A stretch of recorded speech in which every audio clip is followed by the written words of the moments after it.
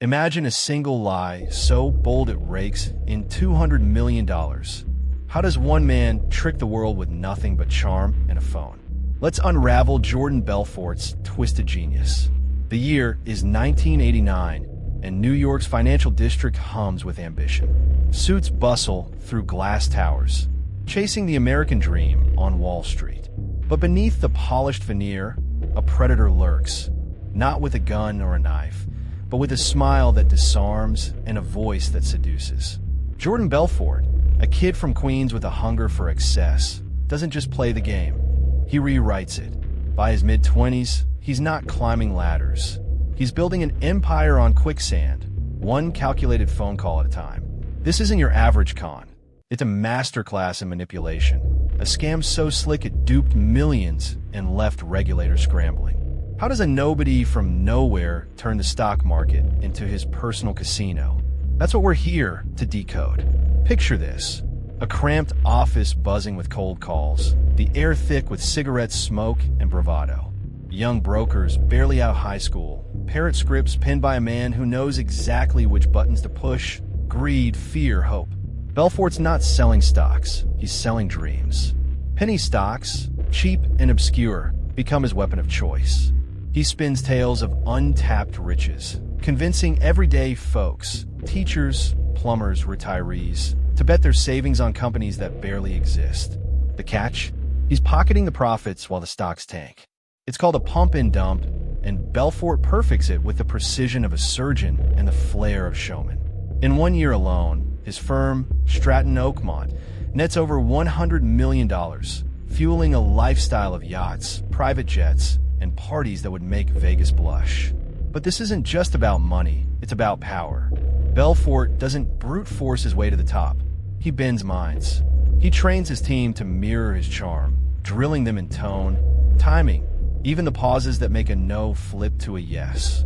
He's a psychological puppeteer, exploiting trust with a grin. And it works, until the cracks start to show. Welcome to the Mastermind Files True Crime, where we don't just recount crimes, we peel back the layers of the minds behind them. New to the Mastermind Files True Crime, we don't just tell crime stories, we decode the psychology behind them. Hit subscribe, turn on notifications, and join us as we unravel the minds of masterminds. Let's rewind to where it all begins. Jordan Belfort isn't born a wolf. He's molded by a world that rewards audacity. Raised in Bayside, Queens, he's a middle-class kid with a knack for sales, hawking meat and seafood door-to-door before he's old enough to vote. But Wall Street calls, and in 1987, he lands a gig at a brokerage firm. Black Monday hits that October, wiping out billions and his job. Most would retreat. Belfort doubles down. He spots a loophole in the chaos. Penny stocks, unregulated and ripe for the picking. With a phone and a script, he turns desperation into domination. By 1989, he's not just a broker, he's a kingpin, founding Stratton Oakmont and setting the stage for a scam that'll echo for decades. What makes Belfort magnetic isn't brute force, it's his brain. He knows people don't buy numbers, they buy stories. He crafts personas, confident, relatable, urgent, tailoring each pitch to the mark. A widow hears stability, a dreamer hears a jackpot. He's not a thug. He's a chameleon, blending into your trust until you're handing over your life savings. And the stakes? They're sky high from day one. One wrong move, one suspicious client, and the whole house of cards could collapse. Yet Belfort thrives on the edge, turning risk into rocket fuel. As we dig deeper, we'll uncover the moves that made him untouchable and the missteps that brought the walls crashing down. Stick around, because this wolf's tale is just getting started. Jordan Belfort wasn't always the slick-talking titan of Wall Street.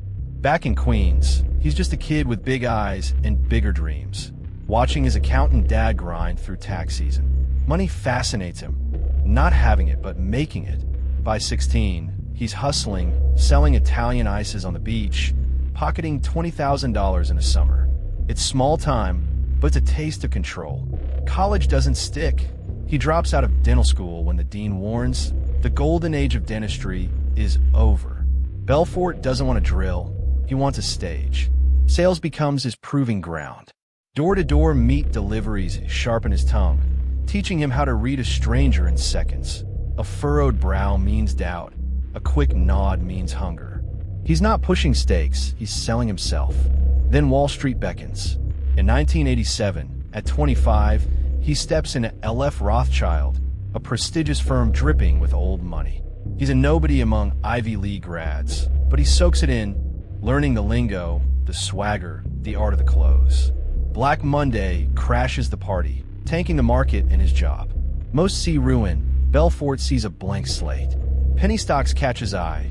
Tiny companies trading for cents, ignored by big firms, barely regulated. They're trash to most, but to him, they're gold. He starts small, cold calling from a Long Island office, pitching blue-collar dreamers on the next big thing. His first scheme is simple. Inflate the stock with hype, cash out when it peaks, let it crash. No guns, no threats, just a phone and a lie. The brilliance isn't the plan, it's the execution. Belfort doesn't just sell, he seduces. He owns a script that's half theater, half hypnosis. This stock's at 10 cents now, but I've got insiders. Next month at the dollar. You in. His voice drips urgency, confidence, a hint of conspiracy, like he's letting you in on a secret. He trains a ragtag crew, ex-bartenders, mechanics, kids with no degrees, into a sales army. Stratton Oakmont, born in 1989, isn't a firm. It's a machine. By 1990, they're moving $1 million a week, all from a strip mall. Belfort's not muscling anyone. He's outsmarting them, turning trust into a weapon. The stakes climb fast. Clients pour in, money floods, and the SEC starts sniffing. But he's already plotting bigger. The wolf's teeth are sharpening, and the real hunt's about to begin. Stratton Oakmont explodes. By 1991, that strip mall hustle morphs into a 50,000 square foot Long Island headquarters, packed with 300 brokers screaming into headsets. Belfort's scheme scales up, way up. He's not just pumping penny stocks. He's orchestrating a symphony of greed. Step 1. Buy a cheap stock through shell companies he controls. Step 2. Unleash his sales force to hype it nationwide, driving the price from pennies to dollars.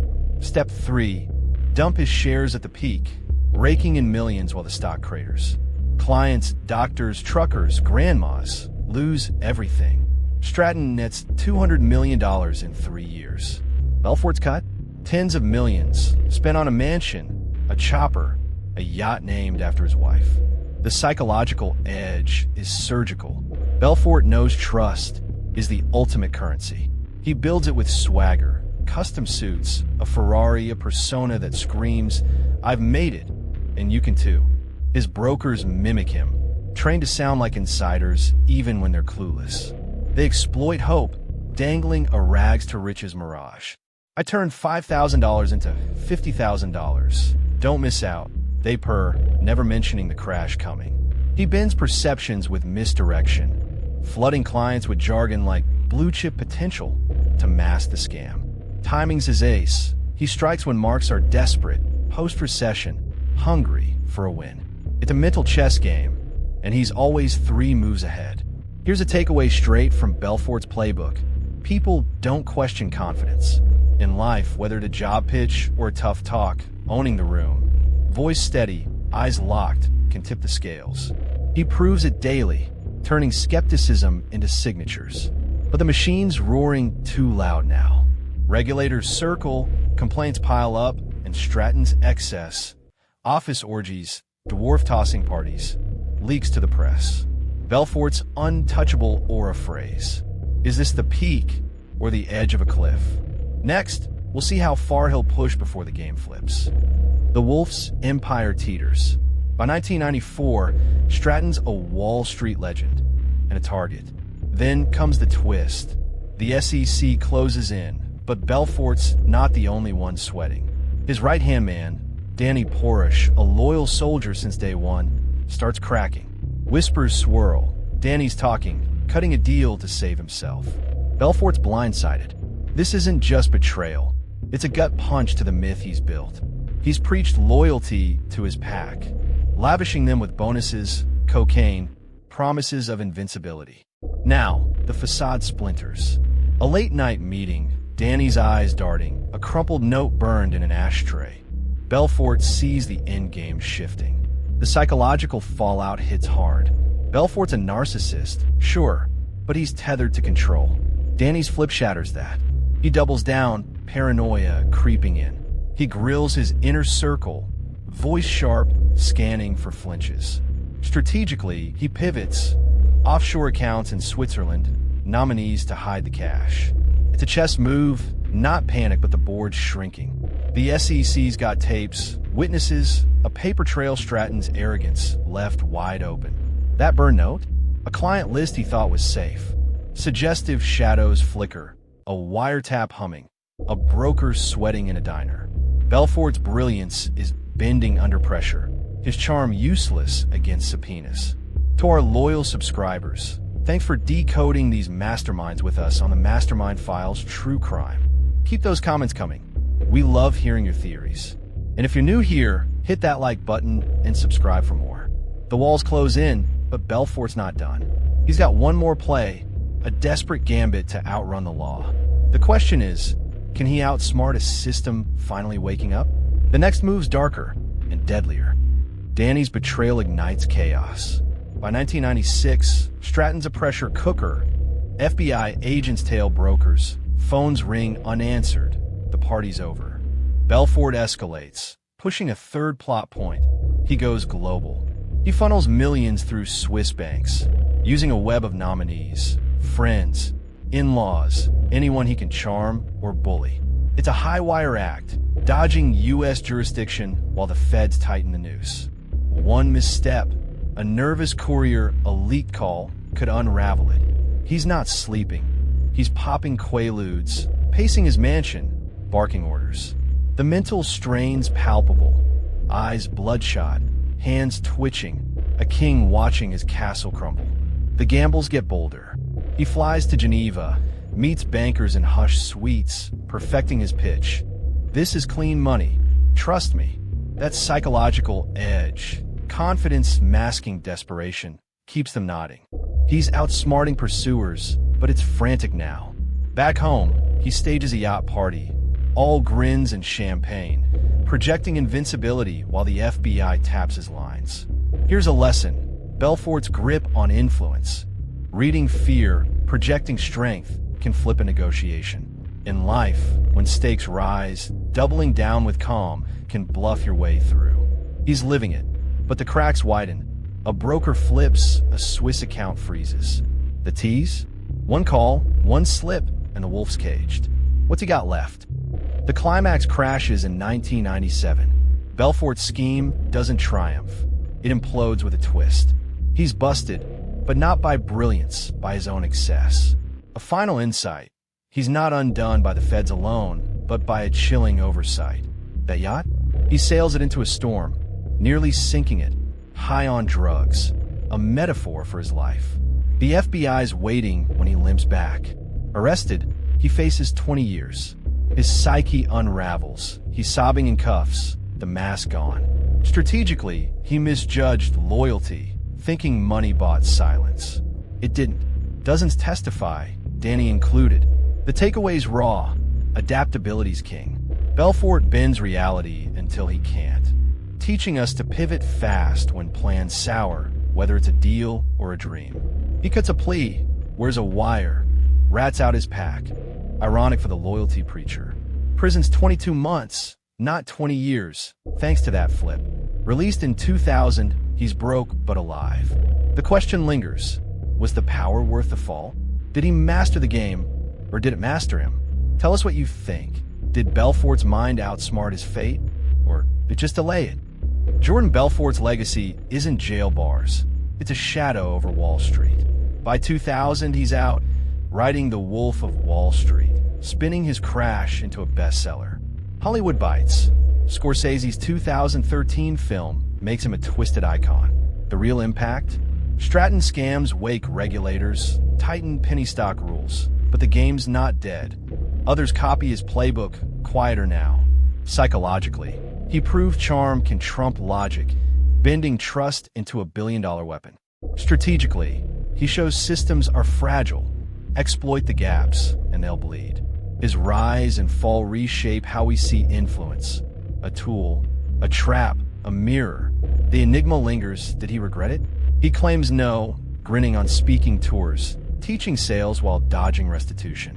That unsettled edge, brilliance tangled with ruin, is why we're here. If you've enjoyed decoding the strategy behind this criminal mind, subscribe to the Mastermind Files True Crime. We don't just tell crime stories, we decode the psychology behind them. Daily at 5 p.m. Eastern Daylight Time. Hit subscribe, turn on notifications, and share your thoughts in the comments. Join us for more deep dives into the minds of masterminds. Belfort's tale ends, but the question echoes. Who's the next wolf watching from the wings?